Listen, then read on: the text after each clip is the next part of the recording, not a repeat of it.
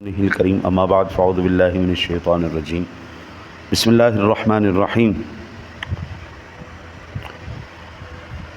نماز کے اندر لقمہ دینے والے کے لیے بالغ ہونا شرط نہیں، مراحق بھی لقمہ دے سکتا ہے بشرطیہ کہ نماز جانتا ہو اور نماز میں ہو۔ مراحق کسے کہتے ہیں؟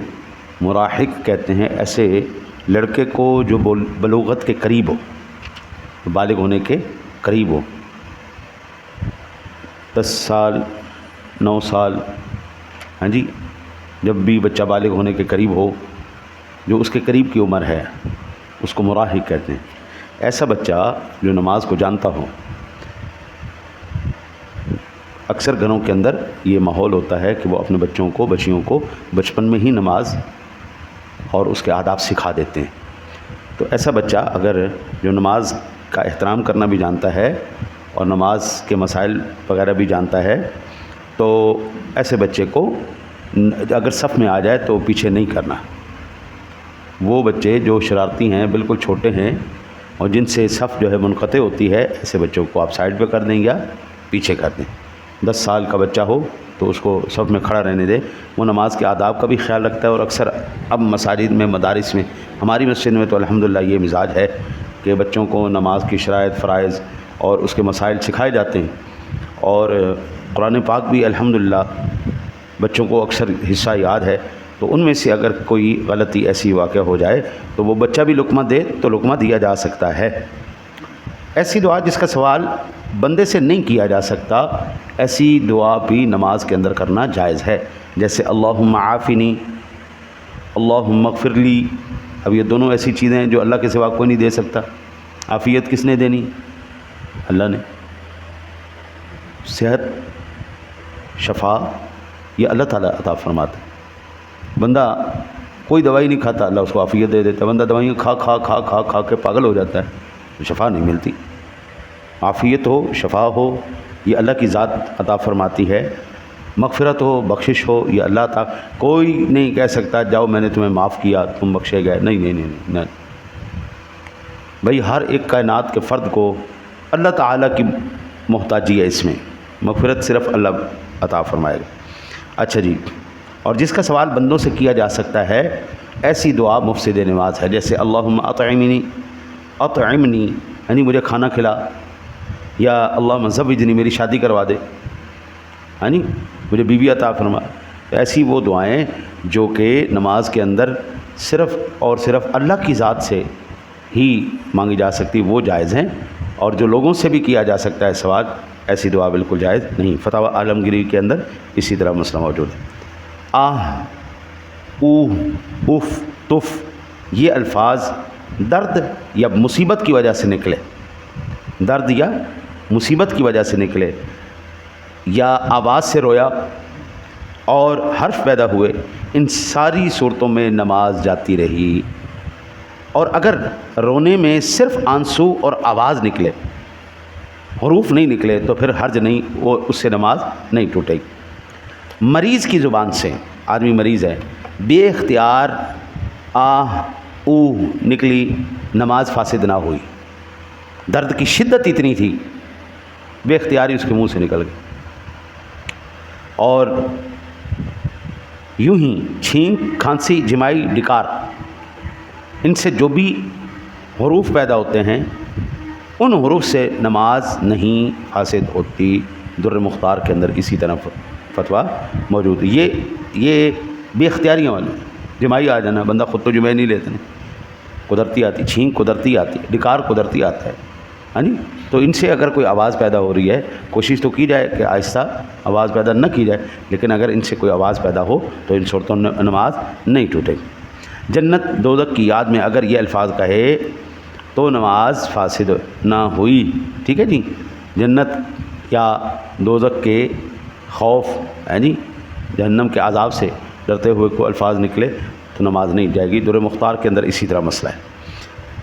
امام کا پڑھنا پسند آیا، اس پر رونے لگا اور ارے نعم ہاں زبان سے نکلا تو کوئی حرج نہیں کہ یہ خشوع کے باعث ہے، اور اگر خوشگلوئی کے سبب کہا تو نماز جاتی رہے ہیں جی۔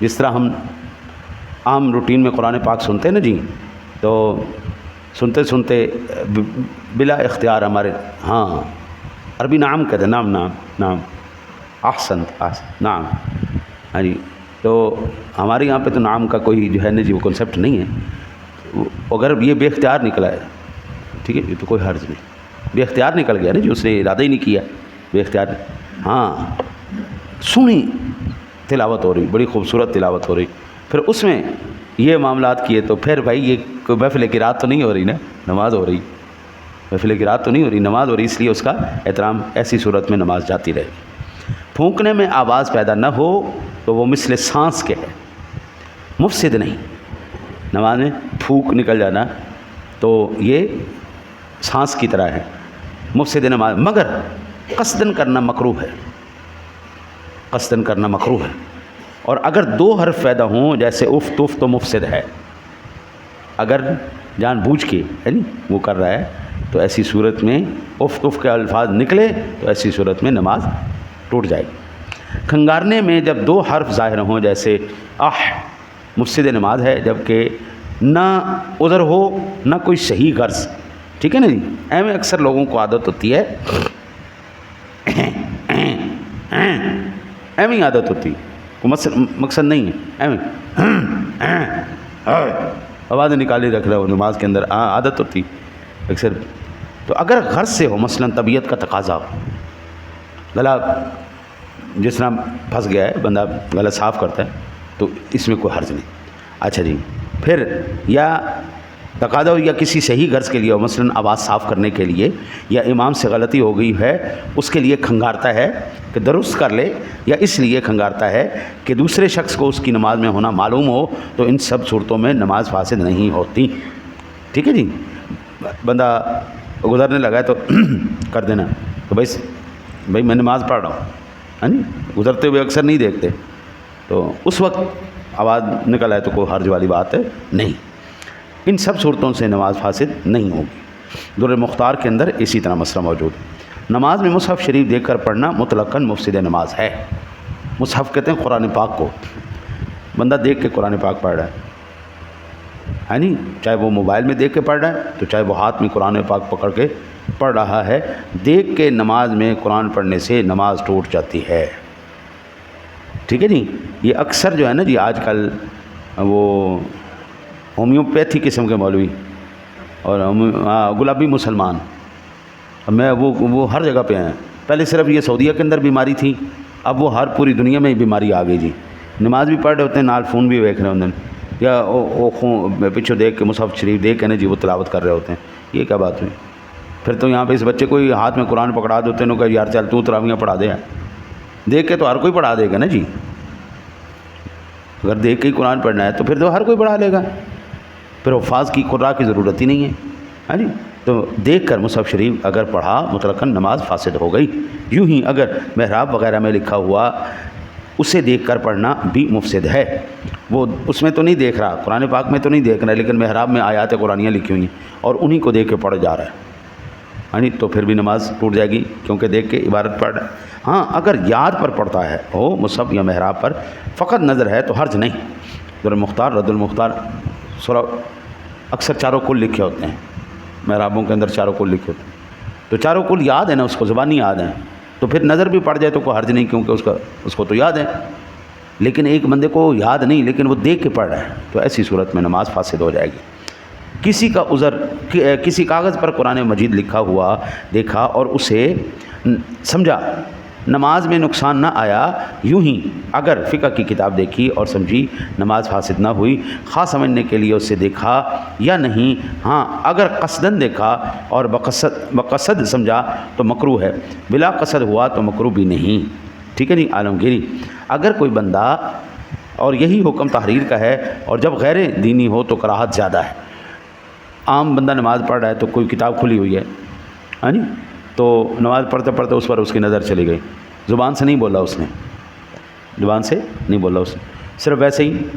دماغ کے اندر پڑھ رہا ہے، ہاں جی، خاموش منہ سے پڑھ رہا ہے، اور ظاہری بات ہے جب پڑھ رہا ہے تو سمجھ بھی رہا ہے کہ کیا لکھا ہوا ہے، تو ایسی صورت میں یہ بات درست نہیں ہے، مکروہ ہے۔ اور اگر اس صورت میں جب دینی کتاب ہو، اور اگر دینی نہ ہو تو زیادہ کراہت ہے۔ اور اگر منہ سے بولا تو پھر تو نماز ختم ہو جائے گی، کیونکہ دیکھ کے پڑھ رہا ہے۔ اگر دیکھ کے نہیں پڑھ رہا، صرف اس کی نظر ہے، تو یہ خشوع و خضوع کے جو ہے وہ قاعدے کے مطابق نہیں ہے بات، یہ مکروہ ہے۔ صرف تورات یا انجیل کو نماز میں پڑھا تو نماز نہ ہوئی، قرآن پاک پڑھنا جانتا ہو یا نہیں۔ اور اگر بقدر حاجت قرآن پڑھ لیا اور کچھ آیات تورات اور انجیل کی جن میں ذکر الہی ہے تو پڑھیں تو حرج نہیں، مگر نہ چاہیے۔ ٹھیک ہے جی، تورات بھی اور انجیل بھی اللہ تعالیٰ کا کلام ہے، تورات انجیل بھی اللہ تعالیٰ کا کلام ہے۔ قرآن پاک کے ساتھ توحید الہی کی وہ آیات جس میں ان کا کوئی تعریف نہیں ہے، وہ پڑھ لینے سے حرج نہیں ہے، اگر کوئی پڑھ لیتا ہے تو نماز ہو جائے گی۔ لیکن ہمارے پاس جب ایسی چیز موجود ہے جو تعریف نہیں ہوئی قرآن پاک محفوظ مکمل طور پہ ہمارے پاس موجود ہے، تو ہم نے خطرے میں ضرور پڑھنا ہے۔ ہاں جی، قرآن پاک کے تو ہمارا یقین ہے نا جی، اور الحمدللہ تحقیق بھی ہے، عین الیقین ہے، حق الیقین ہے کہ الحمد کی الف سے لے کے والناس کی سین تک کسی انسان کا اس میں دخل نہیں ہے۔ یہ بالکل اسی طرح آیات الہیہ ہیں جس طرح نازل ہوئی تھی ہمارے پاس، اسی طرح محفوظ۔ تو جب ہمارے پاس اتنی محفوظ چیز موجود ہے تو ہم تورات اور انجیل کیوں پڑھیں؟ ہاں جی، اس لیے وہ ادھر جانے کی ضرورت ہی نہیں۔ آخری مسئلہ سماعت فرمائے، عمل کثیر کے نہ اعمال نماز سے ہو نہ نماز کی اصلاح کے لیے ہو کیا گیا ہو، نماز فاسد کر دیتا ہے۔ ٹھیک ہے نا جی، عمل قلیل مفسد نہیں، جس کام کرنے والے کو دور سے دیکھ کر اس کے نماز میں نہ ہونے کا شک نہ رہے بلکہ گمان غالب ہو کہ نماز میں نہیں تو وہ عمل کثیر ہے، اور اگر دور سے دیکھنے والے کو شبہ اور شک ہو کہ نماز میں ہے یا نہیں تو عمل قلیل ہے۔ میں اب سادہ لفظوں میں، اگر ایک آدھا ہاتھ بندے کا ہلا، معاملہ کیا لیکن کھڑا نماز کے اندر ہے، یعنی تو دور سے دیکھنے والا پہچان جائے کہ یہ بندہ نماز کے اندر ہے۔ لیکن اگر وہ کھڑا تو ہے لیکن یہ ہاتھ بھی اس کا ہل رہا ہے، یہ ہاتھ بھی اس کا ہل رہا ہے، تو دور سے کھڑے ہونے والا تو شک میں پڑ جائے گا، پتہ نہیں نماز پڑھ رہی ہے۔ یعنی اکثر لوگوں کی عادت ہوتی ہے، ہمیں تحیات میں ایسے بیٹھ جاتے ہیں چپ کر کے، اچھا منہ بھی نہیں ہل رہا ہوتا، پڑھ بھی نہیں رہے ہوتے اور بیٹھے ہوتے ہیں، اور بندہ شک میں پڑ جاتا ہے کہ یار پتہ نہیں یہ نماز میں ہے یا نماز سے باہر ہے۔ ہاں جی، تو ایسا فعل کرنا، ایسا عمل کرنا جس سے یہ بات بندہ مشکوک ہو جائے کہ یہ نماز کے اندر ہے یا نہیں ہے، یہ معاملات بڑے اہم ہیں۔ اگر حاجت ہے تو ایک مرتبہ ہاتھ ہلا لیں، خارش کرنی ہے کچھ چیز، سیدھا ٹوپی سیدھی کرنی، گرنے لگی ہے پکڑ لی، ہے نہیں، تو یہ معاملات ایک آدھے ہاتھ سے کیا تو ٹھیک ہے، لیکن دونوں ہاتھ وہ شروع ہو گیا تو وہ تو ظاہری بات ہے نماز فاسد کر دے گا۔ عمل کثیر نماز فاسد کر دیتا ہے، عمل قلیل سے نماز فاسد نہیں ہوتی۔ اللہ تعالیٰ سے دعا ہے اللہ تعالیٰ آپ کو اور مجھے عمل کی توفیق عطا فرمائے۔